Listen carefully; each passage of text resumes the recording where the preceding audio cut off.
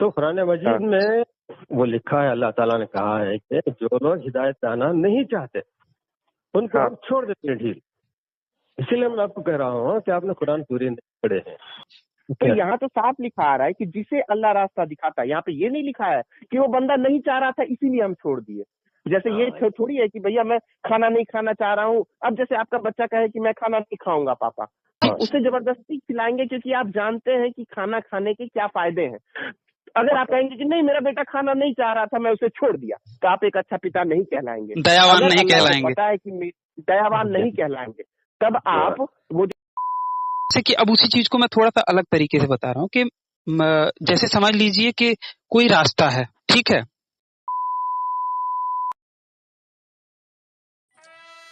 नमस्ते सभी को मित्रों, वैचारिक मंथन एक्स ईमान वाला यूट्यूब चैनल पर मैं आपका साथी आशीष चौरसिया आप सभी का हार्दिक स्वागत एवं अभिनंदन करता हूं। मित्रों, मोहसिन अली जी के साथ मेरी और नितेश भाई की हुई पिछली बातचीत तो आप लोगों ने सुनी ही होगी। अगर ना सुनी हो तो ऊपर दिख रहे आई बटन पर क्लिक करके आप हमारी पिछली बातचीत को अवश्य सुनिए। तो अल्लाह दयावान है कि नहीं है? अगर वो दयावान है तो वो भटकाता क्यों है?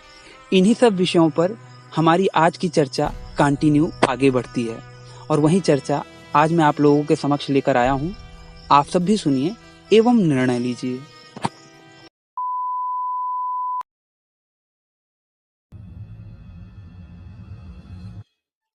उसका मालिक तो अल्लाह नहीं हुआ ना? उसका भी मालिक अल्लाह ही है। फिर वही बात, टॉपिक से भटक रहे। अच्छा नीतीश भैया, हाँ आप हाँ ठीक। मोहसिन जी मेरा सवाल यही था कि आपके इरादे का, आपके अमाल के मालिक आप ही, अल्लाह नहीं है। नहीं अगर मेरा सवाल ये है कि भले ही मैं अपने, हालांकि इससे मैं सहमत नहीं हूं, लेकिन बात को आगे बढ़ाने के लिए कह रहा हूं कि अगर मैं अपने अमाल का मालिक हूं तो भटकाता क्यों है अल्लाह? बस ये कह दे कि भैया तुम जो करोगे उसका मैं तुम्हें उसका दे दूंगा, सजा देना है या मतलब रिवॉर्ड देना है या सजा देना है, तुम जो करोगे। यहाँ कह रहा है अल्लाह कि मैं जिसे भटका दूं, यानी अल्लाह किसी न किसी को भटका रहा है, तो अल्लाह क्यों भटकाएगा? पॉइंट है। जी हाँ, कुरान मजीद का जो भी नाजिल होता है ना, उसका एक बैकग्राउंड होता है, एक पीरियड होता है। मोहम्मद सल्लल्लाहु अलैहि वसल्लम जाके लोगों को समझाते थे कि आओ आखिरत की तरफ, आओ अल्लाह की तरफ, आओ कामयाबी की तरफ। लोग इनकार करते, पत्थरों से मारते, गालियां देते, दीवाना पागल कहते। अल्लाह के नबी मोहम्मद सल्लल्लाहु अलैहि वसल्लम इन सब गालियों को, पत्थरों के मारों को लोग बर्दाश्त कर लेते। करने के बावजूद उनको अंदर एक एहसास था, एक दुख दर्द था कि ये कौम मेरी नहीं समझ रही है। अबू जहल को छोड़ के उसको भी लेके परेशान होते। तो अल्लाह ताला बार बार अल्लाह के नबी को यही समझाता कि हिदायत देना आपका काम नहीं है, आप किसी को हिदायत नहीं दे सकते, आप सिर्फ लोगों को जाके समझा सकते, रास्ता दिखा सकते हैं। जिनको चाहे रास्ते पे आने को आ जाए, जिनको आना नहीं है आप इनके पीछे पड़ के क्यों अपने आप को दिमाग खराब कर लेते हैं? तकलीफ क्यों ले रहे हैं आप? छोड़ दो इनको, आपका काम है समझाना बस। आप जो चौराहे पे खड़े कि पुलिस सिग्नल में खड़ा है, हाथ दिखाता है, रुक जाओ गाड़ी, अगर भी आगे चला गया तो क्या होगा, एक्सीडेंट में मरेगा, उसकी जिम्मेदारी है, पुलिस की थोड़ी जिम्मेदारी है, उसका तो काम हो गया।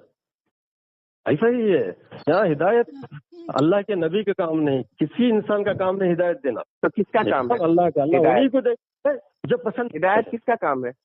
हिदायत किसका काम है? हिदायत देना अल्लाह का काम है, जो मांगेगा उसको देगा। और गुमराही में छोड़ना किसका काम है? गुमराही में उन्हीं लोगों को छोड़ता है जो गुमराही में जाना चाहते हैं। ऐसा नहीं कि अल्लाह ताला लिखा हुआ है नेक रास्ते पे जा रहा है। मोहसिन जी, किस आयत में या किस तर्जुमा में या किसकी तफसीर में ये लिखा हुआ है कि जो गुमराही में जाना चाहते हैं? यहाँ पे साफ साफ लिखा है कि जिसे अल्लाह रास्ता दिखाए बस वही सीधा रास्ता पाता है, और जिसको अल्लाह अपनी रहनुमाई से महरूम कर दे वह नाकामी में रहता है। ये सूरा नंबर 7 है और वर्स नंबर 178 है। तो यहाँ तो साफ लिखा आ रहा है कि जिसे अल्लाह रास्ता दिखाता है। यहाँ पे ये नहीं लिखा है कि वो बंदा नहीं चाह रहा था इसीलिए हम छोड़ दिए। जैसे ये थोड़ी है कि भैया मैं खाना नहीं खाना चाह रहा हूँ, अब जैसे आपका बच्चा कहे कि मैं खाना नहीं खाऊंगा पापा, आप उसे जबरदस्ती खिलाएंगे क्योंकि आप जानते हैं कि खाना खाने के क्या फायदे हैं। अगर आप कहेंगे कि नहीं मेरा बेटा खाना नहीं चाह रहा था मैं उसे छोड़ दिया, तो आप एक अच्छा पिता नहीं कहलाएंगे, दयावान नहीं कहलाएंगे, पता है कि दयावान नहीं कहलाएंगे। तब आप वो जो कहते हैं ना रहमान रहीम, तो अब आप अगर उस बच्चे को मैं अगर जबरदस्ती खिलाता हूँ, मेरी एक बेटी है, मैं उसको जबरदस्ती खिलाता हूँ, तो मैं जानता हूँ कि उसको खाने से क्या क्या लाभ है। अगर अल्लाह मियां को पता है कि ये मेरे रास्ते में चलेगा और उसके बाद ये जन्नती हो जाएगा और हमेशा हमेशा के लिए जन्नत में रहेगा, उसका लाभ लेगा, तो उन्हें भटका हुआ छोड़ना नहीं चाहिए था। ये एक अच्छे खुदा का पहचान नहीं है। और यहाँ अल्लाह ये नहीं कह रहे हैं किसी भी आयत में कि नहीं क्योंकि ये नहीं रास्ते पे आना चाह रहा था इसीलिए मैं भटका हुआ छोड़ दिया। यहाँ पे साफ साफ कह रहे हैं जिसे अल्लाह रास्ता दिखाए बस वही सीधा रास्ता पाता है। अल्लाह जिसे रास्ता दिखाए वही सीधा रास्ता पाता है। इसमें मेरी मर्जी कहाँ चल रही है? और जिसको अल्लाह अपनी रहनुमाई से महरूम कर दे वह नाकाम होकर रहता है। इसमें मर्जी की कोई बात नहीं है। मर्जी की बात तो हम कभी और कर लेंगे कि हमारी मर्जी चलती है या नहीं, लेकिन इस आयत पे अगर आप चाहें तो अपने तर्जुमाकार का तर्जुमा पढ़ लें। आयत सूरा नंबर 7 और आयत 178। मैं जो है यहाँ पे क्लिनिक में बैठा हूँ। हाँ जी, हाँ जी। घर जाऊंगा तो घर में कुरान रखी हुई है, वहाँ से मैं आपको निकाल के बताऊंगा। किनका कुरान आप पढ़ते हैं? किनका तर्जुमा? मतलब किस तर्जुमाकार का आप पढ़ते हैं? किसी का भी तर्जुमा हो मैं आपको बताऊंगा कि अल्लाह ताला आपके घर में किसका है, मैं वो जानना चाहता हूँ। आपके घर में किसका है? 2 तर्जुमे हैं, एक अबुल अला मौदूदी साहब का है और अशरफ थानवी। हाँ मौदूदी। हाँ अच्छा, हाँ मैं उन दोनों का भी मैं पढ़ता हूँ। मेरे पास नहीं है लेकिन हाँ मैं ऑनलाइन पढ़ लेता हूँ। इब्ने कसीर है, हाँ ये पढ़ता हूँ मैं। तो कुरान मजीद में वो लिखा है, अल्लाह ताला ने कहा है कि जो लोग हिदायत पाना नहीं चाहते उनको आप छोड़ देते हैं ढील। इसीलिए मैं आपको कह रहा हूँ कि आपने कुरान पूरी नहीं पढ़े हैं, सिलेक्टेड। और पिछली बार में जो बातचीत हुई थी उस पे थोड़ा सा मैं इसी विषय पे जो बातचीत हुई थी ना, तो मैंने ये कहा था कि भैया जैसे कि अब उसी चीज को मैं थोड़ा सा अलग तरीके से बता रहा हूँ कि जैसे समझ लीजिए कि कोई रास्ता है, ठीक है, रास्ते मैंने बोला कि भैया इस रास्ते पे मत जाओ, इस रास्ते पे जाओ, ये बढ़िया रास्ता है। तो कोई व्यक्ति नहीं माना, वो गलत रास्ते पे गया। अब मैं इस रास्ते को एकदम दीवार से चुनवा दूं और आने का रास्ता है उसके बंद कर दूं, तो ये न्याय संगत बात होगी? ये दयावान वाला काम होगा? वो बच्चे वाला भी उदाहरण तो मैंने इसी पे दिया था। हाँ नहीं, मैं अपने हिसाब से थोड़ा ऐसा पूछ रहा हूँ कि भाई क्या कहते हैं। जी जी बताइए भाई। और का प्रश्न कीजिए। दिलों पे मुहर लगा देना, वो प्रश्न तो आशीष जी ने कर दिया। नहीं, मैं फिर से बताता हूँ, अपना प्रश्न दोबारा दोहराता हूँ कि जो प्रायश्चित की गुंजाइश ना छोड़े, जो प्रायश्चित की गुंजाइश नहीं छोड़ रहा, मतलब गलती को सुधारने की गुंजाइश ही नहीं छोड़ रहा, वो कह रहा है कि जो भटके हुए हैं उनको हमने सील मोहर लगा के एकदम पेटी पैक कर दिया, अब तो वो चाह के भी नहीं आ सकते, कुछ भी कर लो ऐ रसूल तुम कुछ नहीं कर सकते क्योंकि वो अब नहीं आने वाले। तो भैया वो नहीं आएंगे क्योंकि हमने उनके दिमागों को उलट पुलट कर दिया। मैंने आज बताई थी आपको। तो टेस्ट क्या चीज करके? तो भैया जब वो दिमाग उलट पुलट हो गया पूरा, अब वो सीधे रास्ते पे आ ही नहीं सकता क्योंकि अल्लाह ने अब एकदम सील मोहर लगा दी है। दिमाग का लफ्ज़ है, हमने उनको उलट दिया, बस इतना। उनके दिमाग को उलट पुलट किया।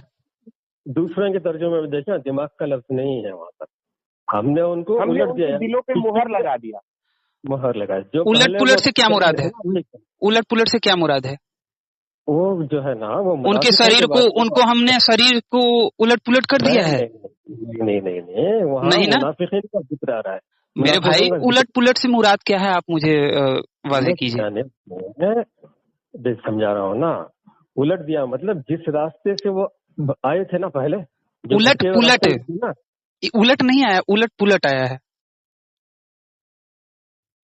उलट पलट आया है। हाँ। पलट आया, उनके दिमाग को उलट पुलट दिया।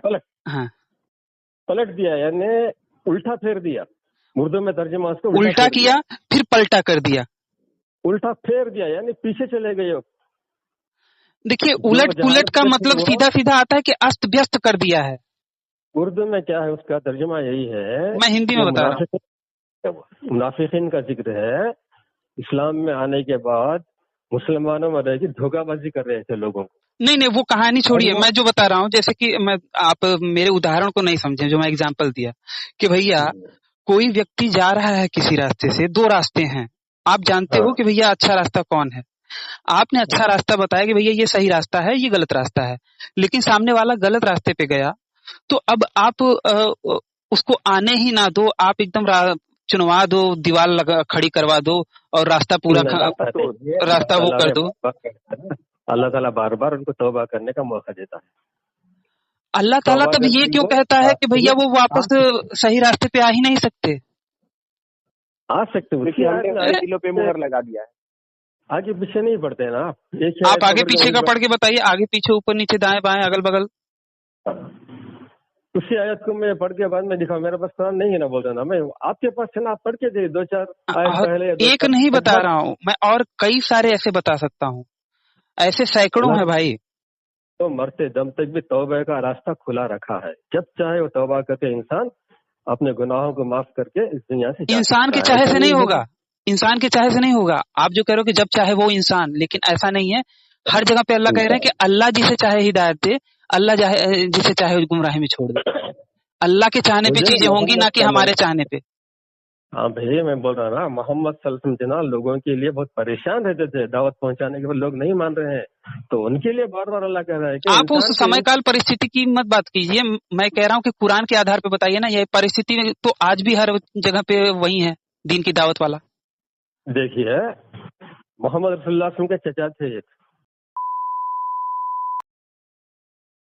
प्रमाण भी होना चाहिए ना। प्रमाण दीजिएगा मुझे। हाँ, तो बात आ रही थी हिदायत की तरफ, है ना। अल्लाह जिसे भटका दे कोई हिदायत नहीं दे सकता। ये मोहम्मद को समझाने के लिए बार बार अल्लाह ताला कह रहा था कि हिदायत देना तुम्हारा काम नहीं है, बस तुम्हारा काम मैसेज पहुंचाना, तुम मैसेंजर हो, बस इतना काम है तुम्हारा, हो गया। इसके बाद तो परेशान होने की जरूरत नहीं है। तो ये बार बार समझाने, बार बार जहाँ भी जिक्र आया है ना, ये वहाँ पर वही अप्लाई होता है। तो अब इसी 10-15 मिनट मैं थोड़ा सा अबू जहल पे बोलना चाहूंगा, बोलूं कि फिर मुख्य विषय पे ही रहें? क्या बोलना चाहता अबू जहल के बारे में? अबू जहल के बारे में मैं ये कहना चाहता हूँ कि भैया अबू जहल ही एक तो मोहम्मद साहब को मारने नहीं आया होगा। मोहम्मद साहब को वो जो जंग में जो कनीज मिली थी, लौंडी, जिसने उन्हें जहर दिया था और जिसके जहर के बाद 1 साल बाद हुजूर सल्लल्लाहु अलैहि वसल्लम फौत कर गए थे, ठीक है। ये तो कहानी जानते हैं ना।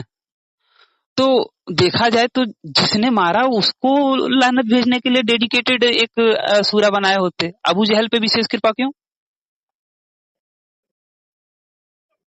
क्या पूछा समझाने में, पहली बार सुन रहा हूँ बात।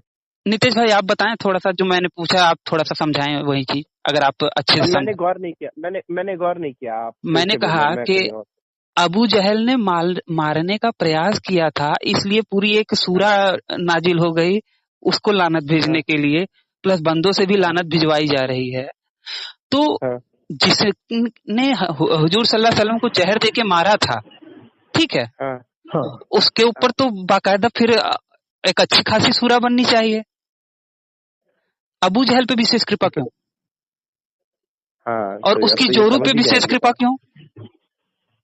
अब तो सवाल समझ ही गए होंगे। हाँ, सवाल समझ गया हूँ मैं, उसके बारे में मुझे इल्म नहीं है, जो इल्म है ना उसके बारे में। और प्लस बात यह है कि किसी को अबू जहल के ऊपर लानत भेजने से कौन सा मानवता का कल्याण हो रहा है? इससे कौन सा तत्व ज्ञान प्राप्त हो रहा है जिससे मानव समाज का कल्याण हो जाएगा, मानवता का भला हो जाएगा? बहुत ही तत्व ज्ञान है, इससे तो मोक्ष प्राप्ति मिल जाएगी।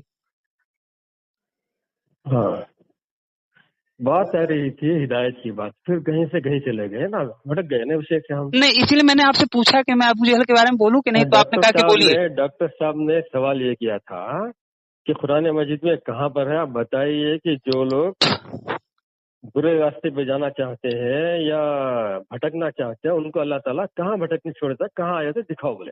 नहीं मोहसिन जी, मेरा ये कहना है कि जो भटका हुआ है।